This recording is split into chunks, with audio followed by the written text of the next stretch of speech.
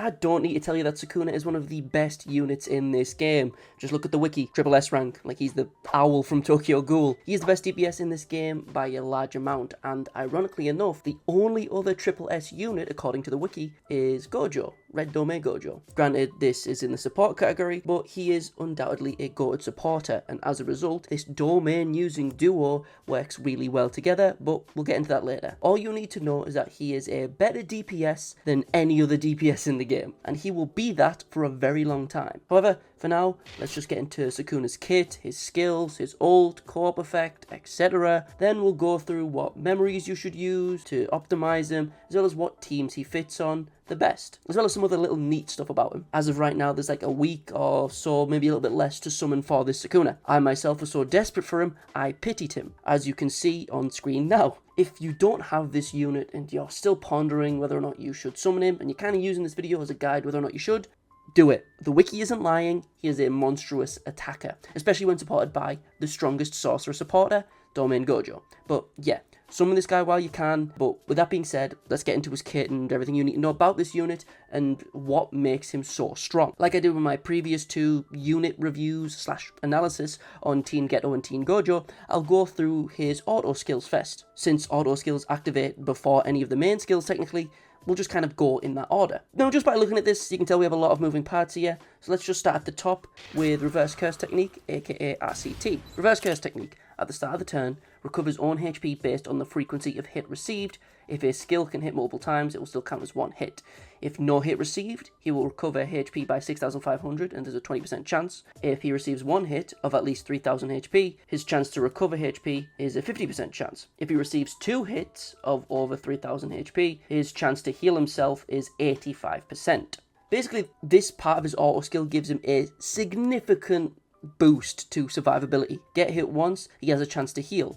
Get hit more, he has a bigger chance to heal. Don't get hit, this dude still has a chance to heal. Like, there will be times he will just spawn in before even getting hit and heal before anyone's buffed, debuffed, or even taken a turn. Like, he'll just heal for no reason, right? And the amount he's healing, 6,500 health, is not an insignificant amount. His health is around 30,000 at max, so that's like 20% of his HP gained every turn or so. It's pretty consistent. So that's over 20% of his health every turn or two. And if you look at this skill and you notice that you need to take around 3,000 damage to heal, on the surface that sounds like a lot, but then you realize he needs to take 10% damage and he will heal more than 20% damage back, which is stupid survivability and longevity for a character this potent. Sure, it is only a chance to heal, and you may roll some bad RNG and maybe not get a heal when you need it. But to be honest, as far as I can tell from using him, I've never really had this issue of him not healing. Like, as I say, he has a chance to heal even without being hit, and him getting hit just improves his chances of healing. And as I say, 6,500 HP is a lot to recover for free. Now, the second part of his auto skill is also pretty cracked, so let's go into that next. King of Curses. At the start of the battle, grants poison, darkness, soul, stun, confusion, immunity, grants immunity to instant death caused by soul damage, and he grants himself 30% flame resistance. When he performs a crit, he increases his own damage by 30% for 2 turns, and he also recovers 20 cursed energy. Also tying into the previous auto skill, if he receives a hit of at least 3,000 damage, he has a 50% chance to increase both his physical and Jujutsu stats by 20% for 2 turns. So you might have noticed, just like all the Yugis in this game, since, you know, Sukuna here is manifesting in Yuji's body, they all get the same ability to resist poisons and instant death from soul damage, that kind of stuff. But the funny part of this auto skill, in my opinion, is the flame resistance that Sukuna is granted. Maybe it's calling back to the fact that Sukuna absolutely erased Jogo, or maybe it's referencing Sukuna's flame arrow in Shibuya, or maybe it's just referencing the fact that Sukuna saw Jogo's domain during Gojo's fight with Jogo, and as a result of these things, maybe a combination of them, he takes reduced damage from flame. But back to Sukuna's auto skill, because just like all of his skills, I'm going to be honest, they are all absolute word salads. But when our boy here crits, he gets cursed energy and a pretty significant damage buff. This buff will be procced most from Sukuna's skill 2, which we'll get into shortly, but he also gets a tasty 20 cursed energy from him critting,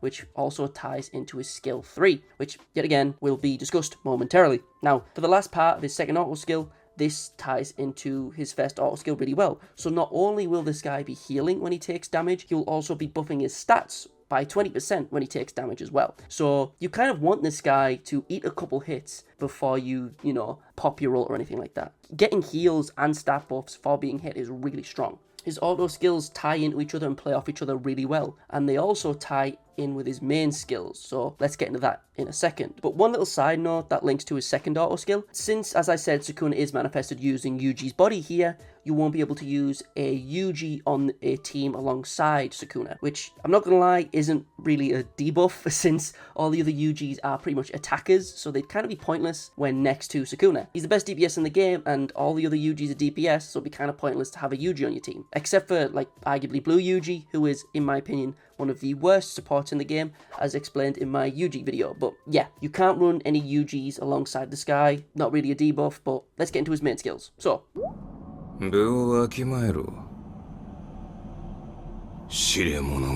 Skill 1, Know Your Place. Deals 214 Jujutsu range damage, gives him an extra 100 ultimate gauge, and it inflicts 1 stack of 20% continuous Jujutsu damage for 3 turns. If skill restriction status is active, which means post-domain, this skill cannot be used. It also has only a 10% chance to crit and 50% crit damage, so don't expect too much damage from this skill overall. Now, just from looking at this skill in a vacuum as an abstraction, nothing sticks out all that much, but one thing might have grabbed your attention, and it's this little word here, laceration. This is one of the many things that makes Sukuna so damned potent as a damage dealer. The ability to do damage over time with a unit that has this much survivability from his auto skills, which I just showed you, is huge. And those little brackets say, I didn't say when I was reading the skill, but I'll say it here, each stack of laceration increases an additional damage of laceration by 20%. So the more stacks of laceration you have, the more damage each stack does, which is insane. So I'll show you a little bit of math on screen to kind of explain how cracked and deceptively innocuous this little status effect appears to be. Now, let me know if I get any of this basic maths wrong. Feel free to roast me in the comments below, but let me quickly explain. So 1 stack will do 20% once. 2 stacks will do 40% twice. 3 stacks will do 60% thrice, and 4 stacks will do 80% 4 times. Do you see why this is such a big deal now? Let me give you an example. For brevity's sake, let's say that the damage he's dealing is just around 100, so it's very easy to grasp. So 1 stack would do 20% of that, so 1 stack will do 20% of damage once. 2 stacks of that will do 40 damage twice, so it'll do 80 damage. 3 stacks will do 60%, so 60 damage thrice, so it'll do 180 damage. And 4 stacks will do 80 damage 4 times, so it'll do 320 damage. Right? Do you see the snowball potential he is starting to form? And this doesn't include the fact that his skill 3 and his ultimate do higher percentage lacerations of 40 and 50%. So they do more than 20%. Right, significantly more so. Like, you can probably see why this dude is such a powerhouse just from looking at the numbers I'm putting on screen now, right? Overall though, this move is going to be used almost exclusively to get ult gauge. Its damage is pretty low and it only adds 1 stack of laceration, granted for 3 turns, but still, you're just using this to build ult faster, right? Since it doesn't take cursed energy and you can spam it. But I didn't mention it before, but Sukuna, like most other characters, spoiler alert, this dude uses Malevolent Shrine, so he uses a domain. Most other characters who use domains as their ultimates tend to have significantly larger ult gauges to counteract how potent their ultimates, their domains are, right? This Sukuna is a perfect case study of that kind of balancing for strong units. Just like domain Gojo, Degumi, Jogo, it takes those units a little bit longer to get ults because of how strong their ults are. As I said before, the crit rate for this skill is pretty low, so you're literally just going to be using this move at the start of any, fight or round, whatever you want to call it. You're only using this to put a dent in your ult gauge. However, once you start and get close to filling up your ult, use your skill 2. Skill 2, Show Me, deals 350 physical damage to a selected enemy. It's 3 hits and has a medium chance of performing a crit. Now, when using this, you increase your own crit rate by 45% for 3 turns and increase your own crit damage by 75% for 3 turns. And since it's 3 turns, it stacks. If skill restriction is active, as I say, post-domain, this skill will cost 0 cursed energy, which it normally does anyway, so I don't know why that's there. It will increase your own damage 1 time for this skill 2, and it will deal 450 physical damage, and it will increase the amount of damage the enemy receives by 45% for 3 turns. As a crit rate on the Fest version of 70% on all hits, and when skill restriction is active, each hit has a 50% chance to crit, and the crit damage is also 50% on each hit. This skill is buff central and is the perfect move to set off the crit activated buffs from his auto skill. Not only does each hit have a super high chance to land a crit, since each hit has a chance to crit, you have some pretty good odds. And it also mega buffs overall crit rate and crit damage by significant amounts,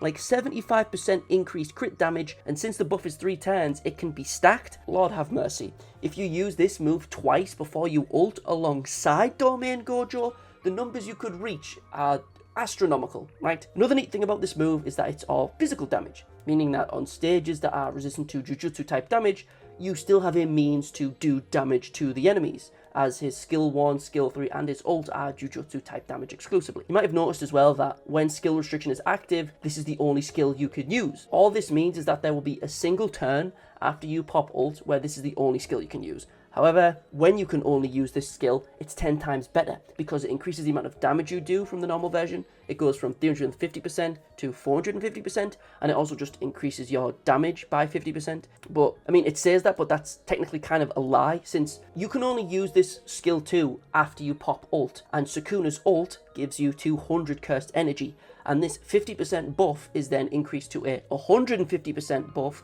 if you have 115 cursed energy, which is guaranteed because, as I say, his ult gives you 200 anyway. And on top of all of that, when you use this skill 2 post-domain, he also just casually debuffs the enemy and makes them take 45% more damage for 3 turns. That's not an insignificant amount. But after you use your domain and then you use his skill 2 to debuff the enemy and you have a bunch of cursed energy, you will be spamming his skill 3. So let's discuss that.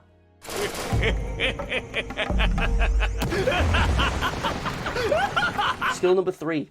Unseen Slash. Now, just looking at this, there are 3 versions, so I'll go through each version, okay? First version deals 240% range damage to the selected enemy, deals 240 range Jujutsu damage to the enemy, inflicts 2 stacks of laceration for 3 turns at 20%. This first variant will cost 20 cursed energy. If own cursed energy is 40 or more, it will deal 480 range Jujutsu damage to the selected enemy, and it will inflict 2 stacks of 40% laceration for 3 turns. If owned cursed energy is 90 or more, it will deal 1200 range Jujutsu damage to the enemy, and it will inflict 3 stacks of 50% laceration for 3 turns. And you cannot use this skill 3 immediately after domain, as skill restriction is active. Now, on the surface, this just looks like word salad, but the further your eyes scroll down, the more insane this skill gets. So there are basically, as I say, 3 versions of the skill. One that costs 20 cursed energy. You won't really use this version of the skill, right? It only does 2 small stacks of laceration, and it only does 240%, so it's not that great. The second version will be used if you have between 40 and 89 cursed energy, and it will cost 40 cursed energy. This version is decent. It does 480%, and it also does 2 stacks of laceration, but this variant also has a larger stack of laceration, doing a 40% stack. Well, 2 40% stacks, instead of the first version's 20%. Now, the third version, the third variant of his skill 3, is cracked beyond belief. When you have cursed energy that is above 90, the third variant of Sukuna's skill 3 will be used. It does 1200% of Jujutsu damage, and it also does 3 stacks of laceration at 50%. And don't forget, each stack increases the damage by 20%. So this skill alone is doing significant continuous damage 3 times in 1 turn. Like, this skill will be used mostly after you pop your ultimate, since your ultimate gives you a significant boost to your cursed energy capacity, as well as giving you a bunch of cursed energy. So let's talk about his ult now.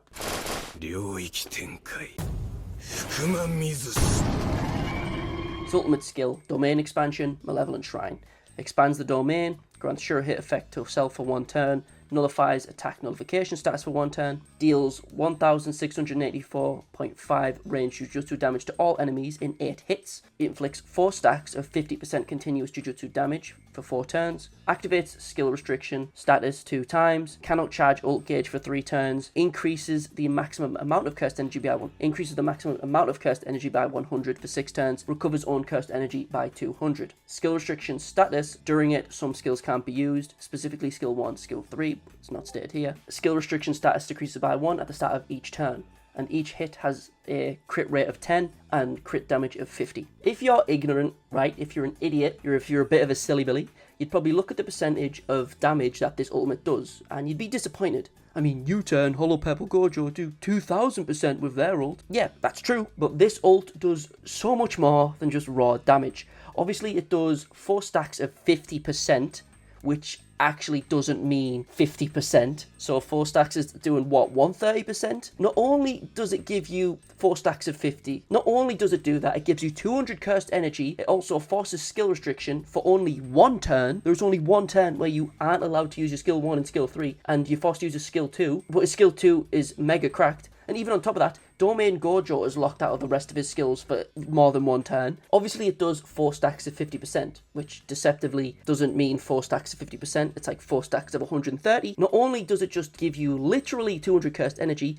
it also forces skill restriction for only 1 turn. There is only a single turn where you are forced to use a skill 2. Even Domain Gojo is locked out of the rest of his kit for longer than that. Also, don't forget, you're going to be popping his ult after stacking his skill 2 twice beforehand, which means your crit rate and crit damage absolutely skyrocket. So the damage potential from this ultimate alone is huge. And furthermore, the damage afterwards is absolutely disgusting. So you get ult charge with a skill 1, then you use a skill 2 twice to buff yourself. Then you ult, then you use his skill 2 again with the different variant that also debuffs the enemy. Then you spam his skill 3, since his ult gives you a brick of cursed energy. That means you can spam the 3rd variant of his skill 3 that uses 90 cursed energy. You can do that at least twice, meaning you're stacking even more lacerations, which is absolutely disgusting. Just look at the screen.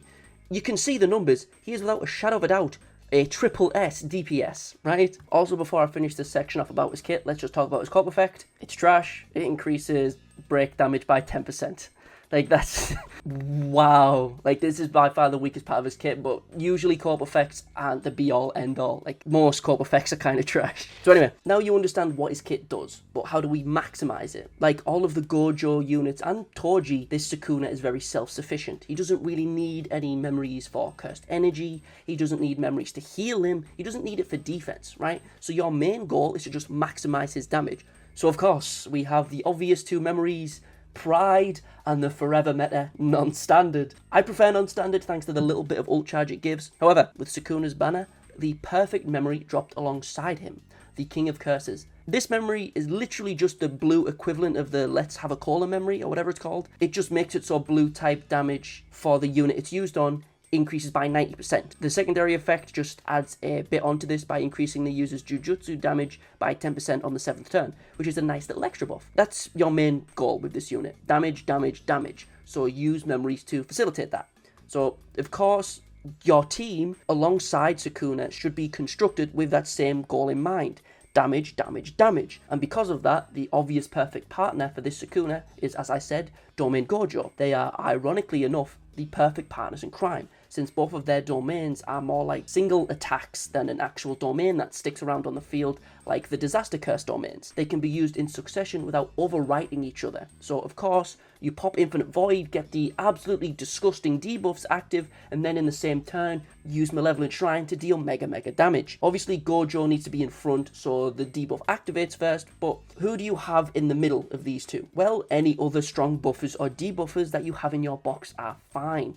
Ideally, you want them to be of the blue typing because of how the illusory tower works, but anyone you have should be fine for most of the flaws. So SR Yaga, SR Nanami, Blue Momo, Blue Geto, Blue Inumaki, whoever you have in your box that can increase Sukuna's damage can fill the extra 2 spots on the team. Now, for some little extra neat things about this unit which I like. This unit is clearly supposed to be the version of Sukuna from the detention center, and all of his moves are pretty much named after things he said during the fight with Megumi, as well as the Finger Bearer, which is pretty cool to me. And oh my lord, when you pop his skill 3, his laugh sounds exactly like it did in Shibuya. Like this, it's so hype. Like there's a bunch of little animation stuff that I really like about this unit, like how stylized his skill 3 is. It's really cool. A lot of care went into this unit, which makes a lot of sense given how much of a hype release he was. There's not much else to say about him. He is very much in a tier of his own in regards to damage. His kit ties in with all of its moving parts together really well. When he takes damage, he heals and does more damage. And when he does damage, he stacks even more damage over time. He is an absolute beast. So yes, he is triple S. If I got anything wrong about this unit, please feel free to type angrily below. But with that being said, those are my thoughts on Sukuna. Toodles my doodles, hopefully see you in the next one. Peace.